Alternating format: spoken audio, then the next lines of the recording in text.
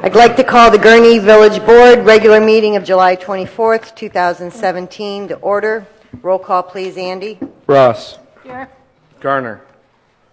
Balmas. Present. Hood. Here. Thorstensen. Here. Jacobs. Here. 5 present, 1 absent.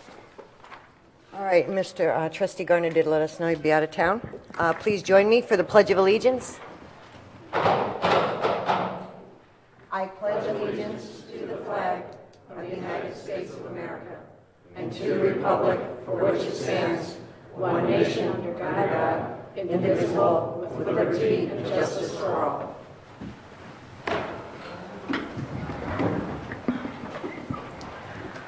All right, before I start public comment, I would like to personally, on behalf of the village board, thank our village staff for an absolutely incredible response. You were racing against time on Wednesday, and what everyone accomplished was truly amazing. We thank you. I've heard a lot of accolades from the community, and obviously there are little things that we want to tweak and do different. We'll debrief. But Patrick, you led an amazing team and executed flawlessly. Thank you. Thank you, staff. All 220 employees, I know, even those not on the front line, everybody contributed last week and a half to this crisis. So thank you. Yeah, well, it was the team. So, I mean,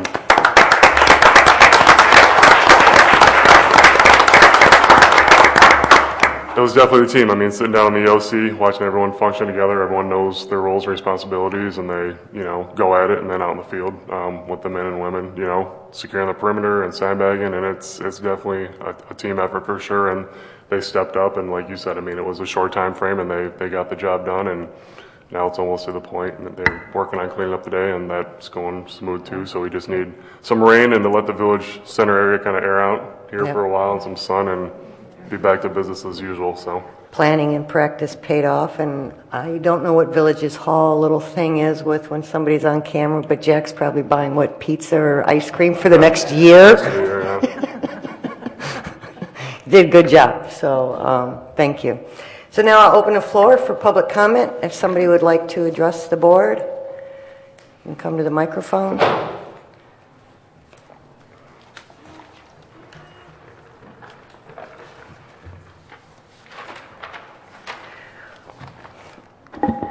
Sean Depke, what else you need?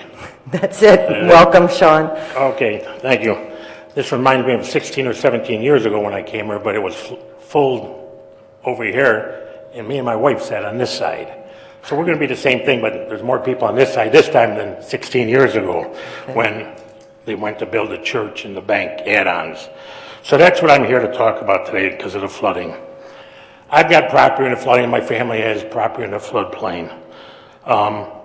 This 100-year flood, every 5 years you can't have a 100-year flood. Something's not right here. I heard you talk to the governor. I was there with the governor and others. But I know nobody can stop the rain. But my complaint is this, and I've talked to a dozen homeowners, renters, and business owners in downtown Gurnee. I want to know who authorizes Campanella and Sons to barricade the church first and not the businesses and the homeowners. The homeowners pay the taxes, the businesses pay taxes, the church pays zero. And as far as I'm concerned, there's supposed to be a separation between church and state. Maybe not in the village of Gurnee, I don't know. But most of the times there is. And this has happened for years and years and years. And finally, after this last flood, and a lot of us have talked, I'll be the spokesman because I like to be the bad guy. Can somebody give me an answer why? We worked very hard to protect all the properties within a very specific time frame because we were racing. A lot of times we had to talk to the property owner because they had to make an agreement that they would man those pumps 24 hours a day. There was some property owners that did not want to do that. Patrick's going to give an update on and a breakdown when we get to that. I don't know if you want to jump in on which properties were done first. As far as the barricades, to set those, it has to be the correct environment. We can't set them on grass, so those aren't going to work around homes. There's only a few structures down in there where the barricades are going to work. And as the mayor said, it's those who committed to be there to man those so we don't waste that resource. and somewhat on a first-come, first-served basis. Who's ever ready to go to get setting stuff up is who we're going to go to first. We can't be waiting around when it's such a condensed time frame. Well, I've never been asked about barricades, and I've had property in the floodplain for years, some in grass, some in not. When I owned a trading post, that was all blacktop.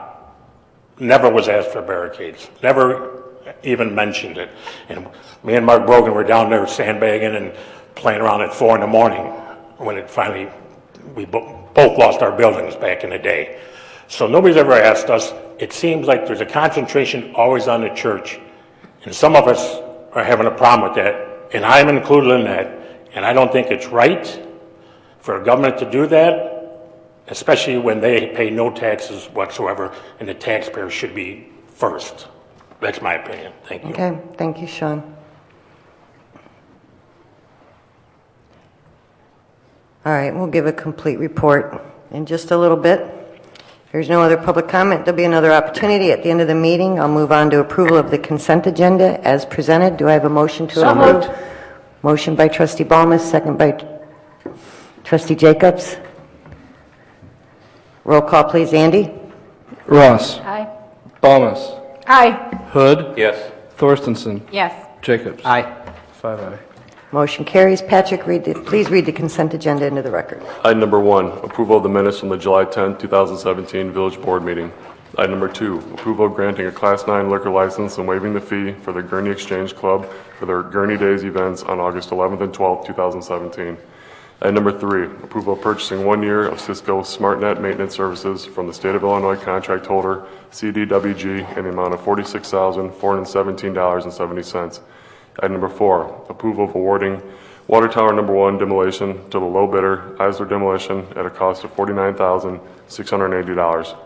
Item number 5, approval of payroll for period ending July 7, 2017, in the amount of $827,138.31. Item number 6, approval of bills for the period ending July 24, 2017, in the amount of $1,782,149.61. Thank you, Patrick. Do I have a motion to approve the consent agenda as read into the record? Motion by Second. trustee Balmas, second by trustee Jacobs. Roll call, please. Andy? Ross. Aye. Balmas. Aye. Hood. Yes. Thorstensen. Yes. Jacobs. Aye. 5 aye. All right, motion carries. Move on to petitions and communications. I don't think we don't have anything tonight. Well, I don't have anything for the committee of the whole next week. Oh, With okay. the flood, we've been preoccupied with that. So there's a committee of the whole scheduled because it was 5 Mondays in July. Okay, so we have nothing informal to discuss. Do I have a motion? So moved. Motion by Second. trustee Jacobs, second by trustee Balmas, to not hold a committee of the whole meeting next Monday. All in favor, say aye. Aye. Aye. All right, so we will not have a committee of the whole and put out the appropriate notices. All right, then we'll move on to reports. And the first item, we're going to let Patrick fill us in on our rain event, which seems a little underwhelming. Flood event, well, actually, we had 2 events. So July 2017 event. Sure. And this is just an informal update. Obviously, we haven't had time to put together any formal reports or anything like that. I think as everybody knows, the Tuesday, the 12th, we got 7 inches of rain into Wednesday. So we were dealing with 2 events, like the mayor said. You've got the localized flooding all over town, which as far as people reporting damaged basements to us, we're up over 400. I think we're around 430 basements that had some sort of flood damage that we worked with Waste Management for some special pickups that the village is going to pick up the tab on. And then along with that, the Des Plaines River flooding that got up to over 12 feet and surpassed the flood from 1986. So it's kind of getting hit on both fronts.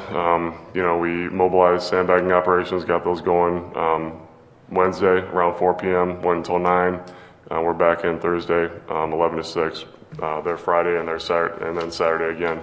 By Saturday afternoon, when Public Works left, I think there was over 40 pallets of sandbags, and then again on Sunday, a lot of those were left. So I mean, by Friday, Saturday, a lot of the people that needed assistance, that asked for assistance, were provided that, got the sandbags to them. I guess I'll let Scott kind of run through from his perspective. He's our him and David are kind of our local experts on the river and what gets impacted first, second. And we've got other staff here that were obviously an integral part for the fire department, police department, Jack with the public information. So we'll just kind of informally go through this, and if there's questions that come up along the way from the village board, please ask. Sure. Thank you, Patrick. Yeah, so Tuesday, July 11th, it started with David Ziegler leaving on vacation for a 2-week period. Before midnight on that Tuesday evening, between 10 p.m. and 11, or basically between 10 and midnight, we had about 1.0 inches of rain. It continued on into Wednesday morning. By 1:30 in the morning, we had another 3 inches on the ground. So at that time, we had about 4 inches of rain in a very short period of time. Big picture, not a huge thing, but it quickly overloaded the stormwater systems in the village of Gurnee, the local systems. It also overloaded the sanitary sewer systems, which a lot of the older homes in the community are tied into using, floor drains and drain tiles around the homes. So on the east side of the community, we immediately saw a lot of basement backup flooding because of floor drains that are tied into the sump pump, the sump pump systems, if you will. On the west side of the community, we had power outages that resulted from the storms that continued on that morning. When the electricity goes out, obviously sump pumps stop working with 4 inches of rain coming down on the ground, and then we had additional rain after that. Without a working sump pump, we had a lot of basements on the west side of town that were impacted. At the same time, we had roadway closures throughout the entire community. Route 41 was shut down in the viaduct because it's got clogged up with debris. Route 132 east of Oak Lane Road was shut down because the river, Gurnee Tributary Creek, jumped up over the highway and started running across the highway. Washington Street west of I-94 was shut down because the creek over there jumped over the highway as well. So we had massive localized flooding as a result of this rain event. It resulted in significant emergency service response even before dawn, just to shut the highways down and keep motorists from going into water that was unsafe. On the big picture, we had 6.4 inches of rain by noon on Wednesday. This is about a 1.4% annual probability, so everyone talks about the 100-year storm, if you will, which is a 1% event. This is a 1.4. It's about a 70-year event for northeastern Illinois per those standards. Wednesday morning, as the first responders were wrapping up and we were starting to get the local drainage system under control, additional rain occurred at that point. We had another 1.5 inches or so later on in the morning. We activated the Emergency Operations Center for the village of Gurnee at that time. We called out the emergency, called for sandbagging to start at 4 p.m. that afternoon. So at 4 p.m., the community fully mobilized in sandbagging operations. We called in 2 contractors, including Lake County Grading and Campanella, to assist with jersey barrier installation at facilities that have pavement around them. To Mr. Depke's point, 2013 was the first time the village of Gurnee had ever actually used the jersey barriers. Prior to that, the Gurnee Grade School had tried it in the 2009 floods. So that was our second operation using that. We learned from the first time. We did better this time. We will do better next time. So Thursday, Friday, Saturday, as Patrick indicated, we crested at 12.09 feet on Sunday morning, right after dawn, or actually right after midnight, I guess. That comes out to be about a 9% event, which is basically an 11-year flood. So the rainfall that we had was a very high-intensity rainfall, quantity-wise. The flooding on the river was not a 100-year flood. It was an 11-year flood, so it was a 9% flood for this community. That was last week. We made it through the last weekend. There were some rain events that were predicted later on in the week that kind of made us very nervous over the weekend. They cleared up. And then to round everything out, today, upon cleanup, David Ziegler returned back from his vacation to work. So that concludes my report. He's all nice and tan. Scott, how many structures took on water Say again? in the flood? Say again. What's the question? Structures in the river flooding, not the non-river flooding. The river flooding. How many were impacted? How many took on water, yeah. How many took on water? About 24 took on water. The only one I know that didn't was the ferry house. Yes, and the Depke building, I don't think. Came up close, but not the Depke building. But that's it. Except for those who did 24/7. First time I've had water. So then, and besides the sandbag, the Jersey walls worked the way they were intended to? The Jersey barriers worked well. I say, during the 2013 flood, we learned what worked and what didn't work with those. And the big thing with any sandbagging operation is to create a watertight seal. Installing sandbags is actually just holding the weight of the water back. You need to provide a water barrier in the form of plastic sheeting. There will always be seepage. These are bags of sand. Sand is very porous. It will let the water through. And you need to have pumps on the back side. So I know from the Gurnee Community Church specifically, we had the two sides that we could reach with the Jersey barriers on pavement. They were installed properly and they did well. The other sides were sandbagged by manual hand sandbags, and they had 14 pumps going at the peak of the flood Saturday, Sunday, Monday. So there's a lot of pumping that has to occur still to keep the water levels down and below the threatening levels. American Legion, how did it do with the Jersey walls? The Jersey walls held up very well with American Legion as well. We had three sides of that one secured. They had a sandbag the north side. It held up well, and they were just chomping at the bit to get open back out for business. All right. And did we have any buildings? We did have buildings where we didn't get a hold of the property owner. They did not want to man the pumps 24/7. We had several that we couldn't get a hold of property owners because they weren't around. So when we started initiating the stuff about noon on Wednesday, recognizing that there was riverine flooding coming, we did send security officers around to every property that we expected to be impacted.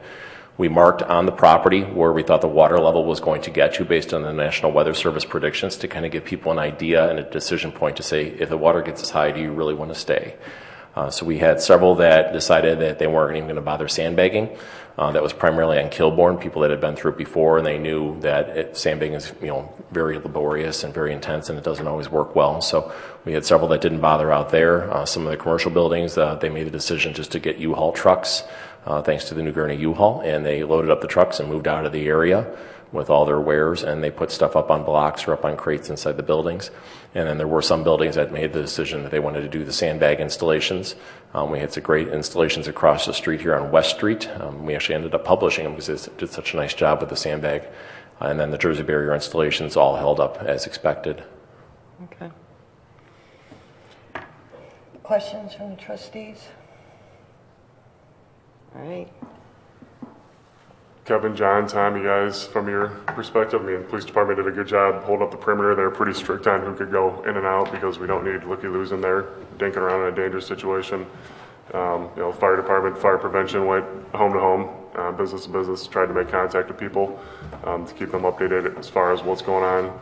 I think they assisted a couple people getting out of there. They decided once they got to a certain point that they had enough. But got in and out safely. Nobody was injured. And then, Public Works obviously with, the manpower and the equipment. So came out of that with no equipment or people hurt. They were moving sandbags, pallets of sandbags, front end loaders full of sandbags, as they were requested. Once Washington Street was the only east-west open, they were doing that to the American Legion via police escort on the shoulder of Washington Street to get over there because traffic was a nightmare, as everybody knows. And then, jack with the public information. Keeping the social media accounts updated, dealing with the reporters and stuff. As the mayor said, there's always lessons learned, and we'll debrief here once we get through cleanup and have some areas to improve. But, all things considered, given the time frame, things went pretty smooth, so. Heartbreaking and devastating, but we were still very proud of how everybody responded and got things done. So, Trustee Balmas? Will the dumpsters, I noticed the one on the Old Grand, will the dumpsters, that one is like overfilled? If we need more dumpsters, then we will get more dumpsters in here. So I saw the one at Viking School looked like that still has some capacity, so perhaps shuffle some around, but if additional dumpsters are needed in the Village Center area, we'll get those in here. Okay, so thank you. Yeah, Jack's been working with Waste Management on that, and they're just, we're not the only community that experienced flooding, so Waste Management's getting hammered. So we had them in on Saturday from 5:30 to 1 with multiple trucks to try to make some headway on that. Drive around town, looks like they made a pretty decent dent in that. We're going to continue to run the pickup program through this week where the village covers that cost, but a week and a half after the event, if you don't have your stuff cleaned out of your house by then, you're going to be on your own to pay for those costs to get that stuff removed and hauled away. So we have to, at some point, we've got to draw the line and cut that off. So So that'll be this Friday, but the Village Center area, like I said, they obviously got a late start on that, given that the water had receded, so if we need to get more dumpsters in there or have additional pickups, we'll take care of that. So. Trustee Thorstensen? So is it correct that every resident should be registering with the village that they've had damage? Or is it registering with LCDOT?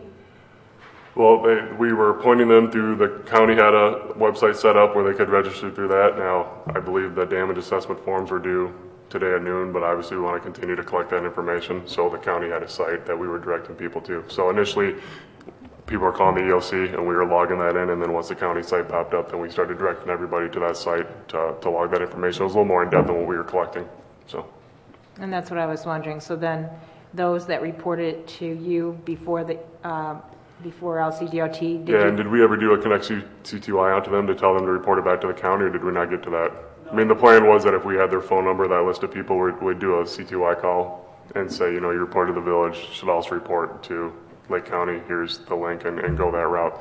So we'll have to check with the county to make sure that they've still got that open and want that information, and then we can take that list of 400 homes if they had report to the county and send that out. So. But our damage assessment included anybody who called us, plus we got data from the county site. So our what was most important was collecting it for our assessment. So, Okay. Trustee Jacobs. Were there any complaints from any of the citizens that there were like sticky fingers appropriating things that didn't belong to them? What I mean, reading between the lines, like theft, burglary. No, none of that happened. Good. Glad to hear that we still live in Mayberry. Trustee Bowman. Okay, so this is on a personal note. We're supposed to, who has to report? The individual, and you can speak to this probably better than I can, but the individual homeowners, the county was requesting that they submit damage assessment forms so they could collect that information. So we could see if we qualify for disaster aid. Oh. I missed that. And Jack attended a meeting down in Libertyville. You can fill us in a little bit more. Yeah, so what Scott and his crew did essentially, so we have a couple different ways that we were able to report to them. For the ones that were in the riverine flooding, essentially Scott's crew basically did an assessment of every property. We provided them the list that was in the Des Plaines River, and then basically a general preliminary estimate. So right now what they needed for immediately is a preliminary estimate. So a lot of Lake County right now is still underwater, so they just needed very briefly data. So we provided them that. We also provided them the list of the flash flood damage in the form of the trash pickup was the way that we were able to really capture that. So we used that data and they're going to take it and build an estimate off of it. Okay, so not everybody has to report. You took care of it. We did the preliminary, and I believe then the next step as we continue to kind of analyze it and look at it is we'll kind of do, essentially when I know they issue the occupancy or reoccupancy, we'll have to be doing an inspection at that point anyways. Oh. Okay. You're good, Gene. I hope so. It's not going to rise to the level of qualifying for individual or public assistance for the county. Yeah. Those thresholds are pretty high. Well, and when it does get to that threshold for the individuals, they have access to, low interest loans. It's not like the federal government sends you a check for all your damage. You get access to those loans. So I think there's some misunderstanding of what the assistance actually is when it rises to that level. Go ahead, Jack. Okay. Anybody else want to relive the last week and a half? Yeah, I mean, if there's more questions, like I said, this was kind of an off the cuff. We haven't had much time to sit down and reminisce about this yet or take a look at it. So as more questions come up and as time goes by, like I said, we'll debrief. And if there's anything that the board or residents or businesses have questions about or want more information, just reach out to us and we'll get that information to you. So. All right. Well, thank you. And we are going to move on to one of the most anticipated reports. Where's Mr. McFarland? Oh, there you are. So the Blue Ribbon Committee started meeting last fall. They had a very specific scope. As you all remember, during our strategic planning, walkability came up over and over and over again. That was a little fuzzy. So Mr. McFarland graciously agreed to chair a group of dedicated residents to help us figure out what walkability is and what it means to our residents and what we should be focused on going forward. So I think I can just turn it over. You covered it. All right, Mr. McFarland, floor is all yours. And you can introduce your committee members. Patrick, do you have any comments you wanted to make? It's all, the floor is yours, as the mayor said. All right. My name is Richard McFarland, and my other committee members, Randy, Paul, and where's Susie? Susie's back here. And I do want to put on the record that, in fact, I was appointed chairman while I was out of town. And didn't find out about it till a week later, so thank you very much. But it's been a very interesting process. We met basically on a monthly basis over the last several months. I think we've had probably 10 different meetings. So it's really been a group effort, and there was a lot of participation. Excuse me, I'm trying to get to. So one of the things we did is we decided early on that we needed to include both biking and walking in this process. And that decision led to a little bit different design ideas in some of the cases. We wanted to recognize that sidewalks provide walkability in the neighborhood, and so we also looked at where those were, and particularly on the west side. The east side, not so much, but the west side has a pretty good sidewalk. I-94 presented a challenge, of course, because it cuts the village in half in terms of being able to get across, and it's not easy to get across. So we had to work with that. And one of the great parts about having our committee members that we had, Brandy as part of the Forest Preserve, and with Susie being part of the Park District, we took those things into account and tried to create connectivity to those. So I'm going to let the group speak for itself. Randy's going to walk you through, and I think Jack's got some slides for us. These are the guiding principles that we came up with to try to help. In one of our first meetings, we wanted to try to create a framework of what is it we're going to accomplish here, because this is, what does this mean? How are we supposed to go about this? So we sat down and tried to go through these things, and those were the principles that we came up with, and so those should tie back into what you see as we go forward. And I think next slides. Yeah, we had 30 recommendations. I think you have a copy of those. One of the things was a wider multi-use path versus just looking at a standard sidewalk. So generally, these are 5 feet if you're dealing with a walking path or a bike path. And then we tried to take into account that you will have funding challenges, and so we tried to prioritize these things and leave the planning and the pace to engineering. So we didn't say do this one first and this one second. We just said there's 3 basic tiers, and engineering can coordinate with other work that they have and manage that process any way they have. So, and these outline the tiers that we put in place over the time frame. Randy, I'll let you take it from here. Here you go, sir.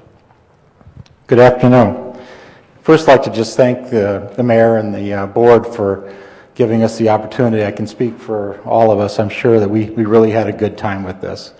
And we also feel that it's a very powerful plan and has the potential to drastically change the way the community lives, works, and plays in the next 20 years. So it's a really powerful plan, we felt. That's a powerful statement. Yeah. You set the bar pretty high. Yeah. So as Richard said, we had 3 priorities, and we grouped them based on priority 1 was really, again, critical to meeting those guiding principles that we talked about. Quite often there was a gap in the infrastructure, and these would be projects that were easier to implement and probably had the most impact, and also provided the immediate benefit to the community. And so we also thought that those could be implemented, again, subject to funding within the next 3 to 5 years. Priority 2 is, were also important projects, but they had a little bit different challenges to them. And so, in other words, it may take longer to implement those. It may take longer to raise funding for those. It could require an engineering study if there's any barriers, challenges. You might have utility poles in the way, another whole group of challenges. So we thought that that needed a little more time, and it wasn't quite the impact that the Priority 1 projects were. Priority 3, still very important projects, but they still accomplish our guiding principles. But typically these had existing infrastructure in place, and so there would be improvements to those. In other words, it may have a sidewalk along it, but if it was going to be bike friendly or accommodate bicycles, it needed to be wider than 5 feet. The standard for bicycle accommodation, the minimum is 8 feet wide. And again, these possibly had some major challenges. It would take a lot more time to implement those because of those challenges. And so we said those projects would be completed within the next 15 years. So Priority 2 was in next 5 to 7, and then Priority 3 was next 15 years. So we actually don't want to take you through all 30 projects. So we picked out some examples of each of the priority group projects. And so I'll take you through Priority 1. And we're looking at 4 projects: Hunt Club Road, Gages Lake Road, Dilley's Road, and University Avenue. So the Hunt Club Road project currently, on much of this stretch, and it's a stretch between Washington Street and Hunt Club Park, or I think, what's that road there? It's Data? Orchard Valley Drive, I'm sorry. And much of that does not have pedestrian or bicycle accommodations. What you see there is what's called a maintenance shoulder. That's what the DOT calls that. It's not designed for pedestrians. It's not designed for bicycles. It's designed for snow storage. So that's why they build those, so that they can plow along there and they don't tear up the sod when they have to push snow further back. So quite a bit of this section has that. So we're recommending that an 8-foot path be put in at some point. There's some challenges there. You can see those utility poles there, and that takes time to coordinate with them, and also Lake County Division of Transportation. The Division of Transportation has a lot of connections. Those poles are within their right-of-way. They can have those moved at no cost. So you partner with the DOT on this project, and it's really feasible, more than likely. But they have to be going in and doing their project. So they'll come in, they have to do some road work there for them to come in. They won't initiate a project without support locally. So the next one, actually go back one here. So the benefit to this project is it provides a connection from Washington Street up to Hunt Club Park, and eventually to the village's bike path along the ComEd right-of-way. So it's, to me, and it's a heavily used area. I just, over the weekend, saw a young woman jogging there with a double-wide stroller on that strip of pavement right there. Not the safest thing. If something were to happen, they're easily into that traffic lane. So next project is Gages Lake Road. And this is an easy one. So if you see in the picture in the bottom, there's a gap in the infrastructure. So this is down at Gages Lake Road and Milwaukee Avenue. And the sidewalk stops just short of Milwaukee. You can see right there. So we're recommending that sidewalk be extended to Milwaukee Avenue, and then working with IDOT and Lake Dot to put a crosswalk in at the light there at that intersection, probably on the south leg of that intersection. There's an existing path, 7-foot wide carriage walk on the east side of Milwaukee Avenue that goes all the way up to the north and connects into Lake Corinna Forest Preserve. So a benefit to this as well is that all those residents in the area will be able to come into the Forest Preserve and then connect into another project we have listed, which is a Forest Preserve project, which will bridge over the river into the Des Plaines River Trail. So there's a connection to a regional path there. Next one is Dilley's Road. And currently, there's gaps in the infrastructure. So if you see the north-south road, there is Dilley's Road. So if you see, those red lines are existing sidewalks. There's gaps along there on the east side of the road there. So we're recommending, again, converting those sidewalks to an 8-foot wide path at some point. This will connect up to Betsy Russell Park to the right and a little bit south, and there's also a ComEd. The village's path is along ComEd right away down to the south. But it'll also connect up to Lake County Division of Transportation's path along Stern School Road, and eventually an easy access over I-94. So it's a major connection, especially when you don't have that connection on Grand Avenue right now. And that's another project, but that's one of those challenging projects that would take a lot of effort there. And the last one is an part of East Gurnee, and that's University Avenue. And right now, you can see that top photograph there. There's a road, the University Avenue stops, but what we found was that there's a worn dirt path through there. So obviously it's heavily used. And so it's following the existing right-of-way of University Avenue, connecting Waveland Avenue and Briar, between Waveland Avenue and Briar Avenue, so University Avenue. So again, an 8-foot path, heavily used area, and it will serve as a foundation to eventually connect those groups of residents to Grand Avenue and hopefully eventually to the western part of Gurnee, which is another project. So many of these projects build on other projects that are also part of these 30 recommendations. I believe that's all I have. I'm going to turn it over to Paul.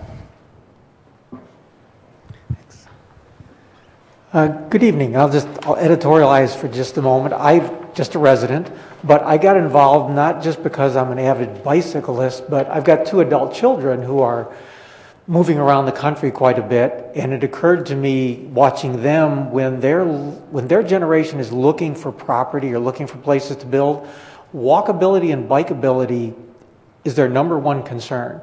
Whereas I grew up thinking, or got older, thinking I could just buy a house and drive anywhere, they have a much different attitude. So it's impressed upon me the importance of trying to stay up with what basically much younger people than I am are interested in. Now, priority 2, so I'll talk about a couple of examples from priority 2 and priority 3. Priority 2, while it's not quite as critical or as impactful as priority 1, we still saw them as being very important into meeting our guiding principles about connectivity and bikeability within the community. The first thing, so we'll talk a little bit about a project on Grand and then one on Hunt Club. So Grand Avenue between Route 41 and I-94 has got some existing sidewalks. They're sporadic.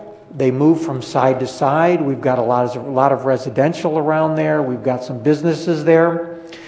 But the sidewalk is pretty disjointed. It's not attractive to go up and down there. It's difficult in places that you'd have to move from side to side in the road. Considering that is a main thoroughfare, we felt that would be a high priority that we'd want to attract people to be moving up and down that corridor and getting from East Gurnee to West Gurnee. Obviously, this area would require some partnering with IDOT also. The next one we'll talk about in priority number 2 is, again, Hunt Club. This section is a little further south than what Randy was talking about, from Washington Street south to Andover. We've got the same snow shoulder on the side. Currently there's not a crosswalk or a sidewalk on that part of Hunt Club. I happen to live in the Fairway Ridge area, and I see a lot of people moving over to the side, walking up and down there, taking bicycles up and down there. It's really not very safe, and making some additional connectivity here, making this more comfortable, would also give the residents there access to anywhere from Almond Road on the west to the Des Plaines River Trail on the east.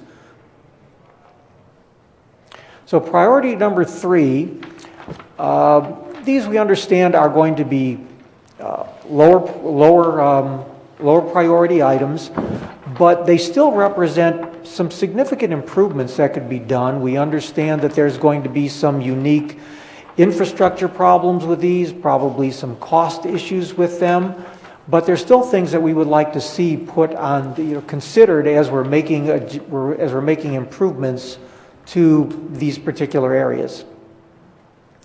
The first one, this is again Grand Avenue, but this is west. This is Grand Avenue from Rollins Road east to I-94. We've got existing standard sidewalks in much of the area, usually on the south side of the road. There are places where there are no sidewalks. There are places that the sidewalk moves from the south side of Grand to the north side of Grand. When you get on the far eastern section, as near the Menards, we've got in a number of places no sidewalks at all. We've got no crosswalks in the Menards cemetery area. The sidewalk is fine for an individual walking, but there's not nearly enough room for bicyclists on that. And as anybody who's gone up and down Grand Avenue, riding a bicycle on Grand Avenue is a bad idea.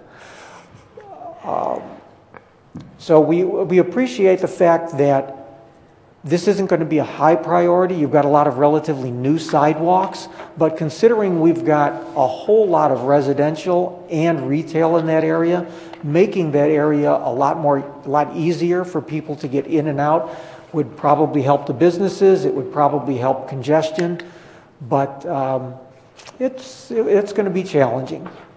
And again, this is something that we would have to partner with IDOT on. The last project I'll talk about is one that's kind of near and dear to my heart. The Route 120 connection to the Des Plaines River Trail. In the south end of Gurnee, getting to the Des Plaines River Trail, which is on the east side of the river, is really quite difficult. Currently, to get there for these residents, you either have to go up to Washington, and now we've got the Casey Road Trail further south in Libertyville that would get you to the trail. And on the surface, this one seems like it would be hard to do and expensive, but there's a lot of infrastructure already in place that unless you're crawling around in the weeds, you might not know about. There is an abandoned right-of-way, as we can see here, from a ramp that IDOT used to have. There's a stream there, but there's also an abandoned bridge going over the stream. And that ramp also led to a very wide shoulder on the south side of Route 120, which with some work, possibly with some Jersey barriers, we could do something like what the state did on Route 22 crossing over 94. It might not be too difficult to separate the bicyclists and pedestrians from the traffic on that bridge and make it a lot more accessible. And then you've got easy connectivity to the Des Plaines River Trail.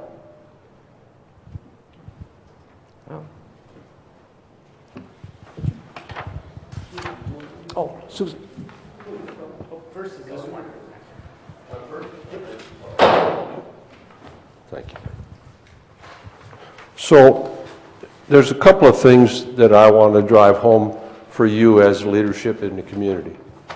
One of the things that we looked at first when we started this project was a plan that was made in 1996 for bike paths and walking paths, and it never got implemented. Very little of it ever got implemented. That was 20 years ago. Those of you like old-timers like me, 20 years ago, this would have been a lot easier because you wouldn't have had a lot of things in place. And it just fell off. I don't know why, but it just fell off the earth. So part of my concern is we got a year's work into this, and you can probably count on me to come and pester you once in a while. But basically, I think it needs a couple of things. It needs communication, first of all. And you can get an easy win on that by putting up, and this is in your report towards the end, we made some specific suggestions on this, but share with the Park District, with Lake County, but also with neighboring communities. Build this so it connects into those communities and work with them. And accountability, I think, is real important here. That somebody needs to be the champion of this, certainly not a full-time job, but somebody on staff needs to be accountable when you do your annual planning and work on the strategic plan is, hey, what part of the plan have we implemented? And, you know, it may take 15, 20 years to do this. I understand you're going to have funding issues, you're going to have challenges in there, but if it stays on the agenda, you'll get it done. That's the key, to keep it on the agenda. And integration, I think, is a key part of making this thing a success. There's a lot of, in funding, you know, this doesn't have to all be borne by the village. Lake County, the Illinois Department of Transportation, you can work with CMAP. There are grants out there. You could hire a grant writer on an incentive plan. If we get a grant, you get paid. If we don't get a grant, you get what the monkey left on the log and go on your way. There's lots of ways that you can do these things. So my encouragement is that if you integrate these things into your plan, if you stay on top of it and have somebody champion it, I think it'll do very well. I'd also lastly like to just take this opportunity to thank the people at the village staff. We had just tremendous support on this. Jack did a terrific job. The GIS guys came in, engineering came in. So one of the great parts about this that I liked is we had good representation. We had the Park District, and Susie's going to talk a little bit about how Go Gurnee will be implemented. We had Randy with the Forest Reserve, and we had engineering and village support all the way up and down the line. So that really helped the group, and I think helped us be a lot more productive in what we got done. So thank you for your attention. I'll let Susie tell a little bit about what the Park District is going to be doing. All right, thank you, Richard, and thank you, everyone. First of all, thank you, Mayor, and also the board for giving us this opportunities to work on this project together. I have thoroughly enjoyed working with all of these guys, and also Jack and Scott showed up every now and then too. So thank you to everyone who have played a role in this. And you know, when you look at this and the plan, it may seem a little overwhelming. There's a lot in it, and it's a well thought out plan. Yet it will take a lot of time and effort and resources in order to get it done. So that's why the priorities were set based on 1, 2, and 3. But it is important that it all gets done at some point in time. So it is, in order to get it all done, it's important that we have some partners along the way. And throughout the conversation that Randy talked about, the Illinois Department of Transportation and also Lake County Department of Transportation. So we have identified some of the partners that we could potentially have over here. Some are actually essential to the process, while others are nice to have in the process. So of course I represent the Gurnee Park District, and I also represent as a resident who likes to walk and ride my bike as well. As many of you know, about a year ago we launched the Go Gurnee program, which is to encourage the residents and people in our community to walk for 30 minutes or more every day, because it has tremendous benefits to someone's health. And ever since we launched that program, it's been highly successful. It's been embraced by not only our own community, but neighboring communities. So far so that many have already adopted the Go program.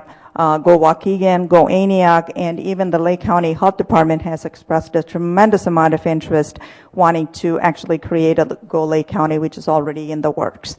So that's really encouraging, because when you think about the plan that we presented and the resources that needs to go into it, if it doesn't get used, it really is not money well spent. So I think we, as the Gurnee Park District, could be a active partner in however that we can play a role in not only implementing the plan, but actually encouraging and communicating to the community the importance of using these bike paths and trails and walking and being active in the community. So that's a role that we surely would like to take on, along with any other connectivity that we could be a part of to the parks and schools and wherever else that we can play a role. So believe that sharing the plan early on with these partners would be essential to the success of this effort, and also the nearby communities, the other cities that border us, like whether it's Wadsworth or Waukegan or Grace Lake, that sharing with them and having a conversation with them is essential, because as it extends out of Gurnee, it would be nice to have their input in, connecting the links throughout Lake County as much as possible. So we hope that this is very helpful as the village move forward in deciding how you can, expend the dollars in this area of infrastructure. And we once again, thank you, the mayor and the board, for giving us this opportunity, and look forward to a much more walkable and bikeable community in the upcoming years. Thank you very much. Thank you. Wow.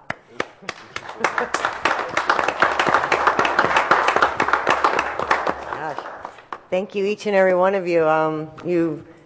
Sometimes I'm reluctant to appoint committees because they can turn into feel-good exercises. You guys have exceeded all my expectations.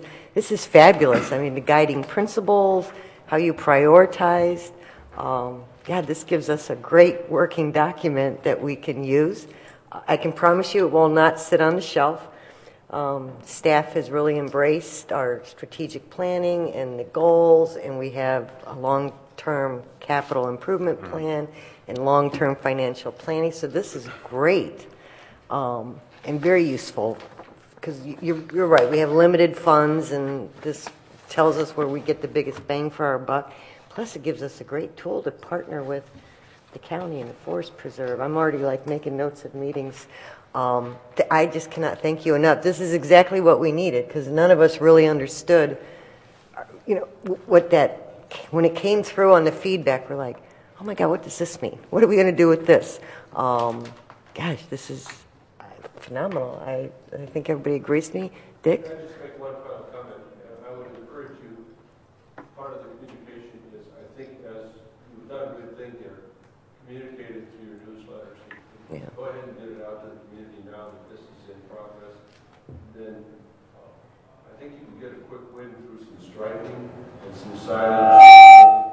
This is a bike path, because we have some paths now, but if you walk around or drive around the city, you wouldn't know. It's a place like Oak Lane. I see guys on that every weekend, and if it's possible to stripe that and put one of those little bike things on it, people begin to get the idea that, hey, we do have places we can bike that are set up. Some quick wins in the community. Yeah. We could do a whole year-long social media campaign, Jack. Jack and I love social media. Yeah.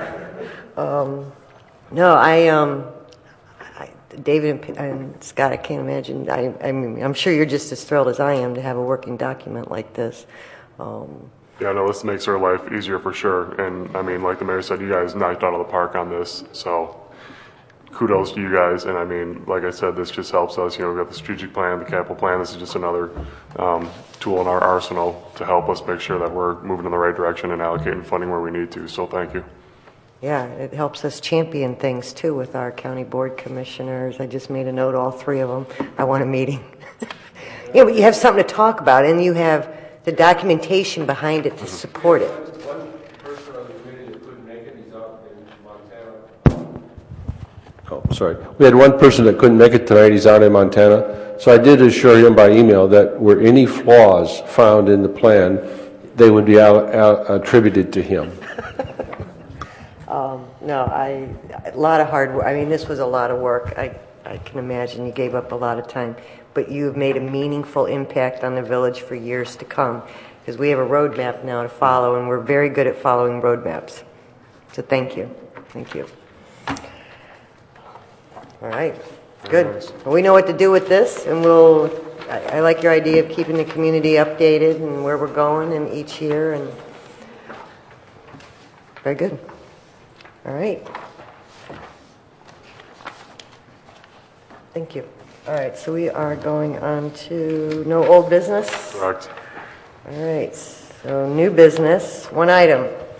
Item number 1, approval of ordinance 2017-38, 38. agreeing to an amendment to the admissions agreement to the Central Lake County Joint Action Water Agency involving the villages of Volo and Wakanda, and deleting one sentence regarding the identity of Wakanda's representative to the agency. Sure. So you had a memo in your packet from Darrell Blennis, the executive director of CLC JAWA, that he sent out to all the membership. You remember back when the West group joined, it was a little rocky getting them in, and one of the requirements in their admissions agreement to allow them to join the agency was that their representative has to be a trustee that previously had not served in any other elected office in Wakanda. That was due to some political drama they had over there at the time. That drama has passed with a round of elections. So the JAWA board, as well as Wakanda, are looking to remove that restriction. So the current mayor in Wakanda has been a big supporter of CLC JAWA, done a lot of legwork, and would like to be involved as a representative on the board. So the agency's attorneys, Stuart Diamond from Ansel Glink, took a look at the admissions agreement, determined it was just that one sentence that needed to be removed to lift that restriction. The executive committee for CLC JAWA has approved it. The board of directors, which the mayor serves on, has approved it. Since all the original member communities approved the admissions agreements, all the member communities need to approve this amendment. So as I said, it's been through the executive committee at JAWA and the regular board, and everyone is on board with it. So it is before you tonight for consideration. Question, Trustee Ross? Move to approve. Okay. Second. Motion by Trustee Ross, second by Trustee Balmas. Roll call, please. Ross. Aye. Balmas. Aye. Hood. Yes. Thorstensen. Yes. Jacobs. Aye. 5 aye. Motion carries. That's the only new business we had tonight. God, I can't stop smiling about that plan. I am so excited. Any other public comment to address the board? All right, if not, do I have a motion to adjourn? Motion by Second. Trustee Balmas, second by Trustee Jacobs. All in favor say aye. Aye. We are adjourned.